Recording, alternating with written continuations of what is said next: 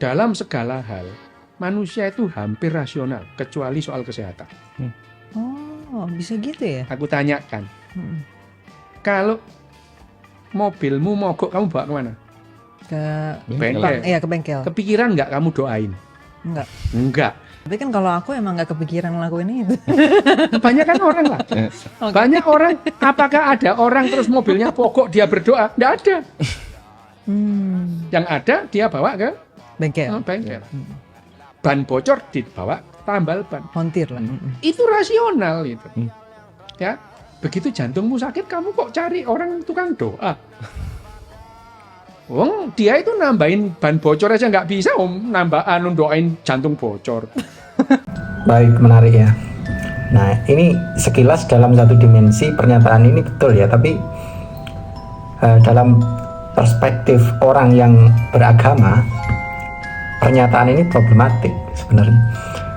Jadi sebagai seorang yang beragama itu kan menjadikan nilai-nilai agama sebagai panduan hidup. Jadi bukan hanya urusan rasionalitas, urusan logika. Nah, kalau misal mobil kita mogok, ya kalau kita nggak ngerti mobil kan kita bawa ke bengkel. Tapi dalam konteks orang beragama harusnya ya mobil kita mogok, ya kita bawa ke bengkel. Tapi kita harus tetap ada intuisi atau niat untuk bertawakal kepada Tuhan.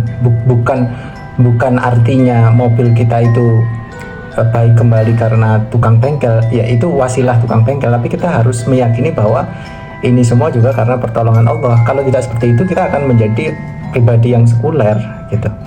Ditambah lagi misalnya, apakah berdoa itu salah? Tentu tidak ya.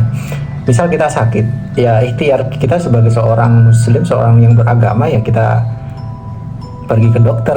Tapi kalau kita hanya pergi ke dokter dan kita memasrahkan seluruhnya keyakinan kita kepada dokter tersebut, ya ini secara sederhana memang terlihat betul, tapi secara dalam perspektif religius ini kurang tepat, karena kita jadi pribadi yang sekuler. Kita hanya percaya kepada seorang dokter dan tidak punya niat untuk bertawakal kepada Allah gitu.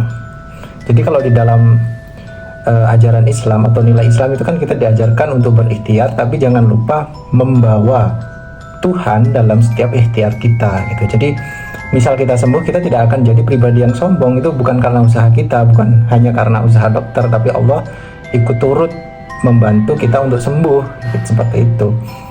Jadi sekilas proyek-proyek seperti ini ya, narasi-narasi untuk menegasikan logika mistika dan pindah secara total kepada rasionalisme atau logika-logika empiris saja seperti ini sebenarnya memiliki bias-bias sekularisme.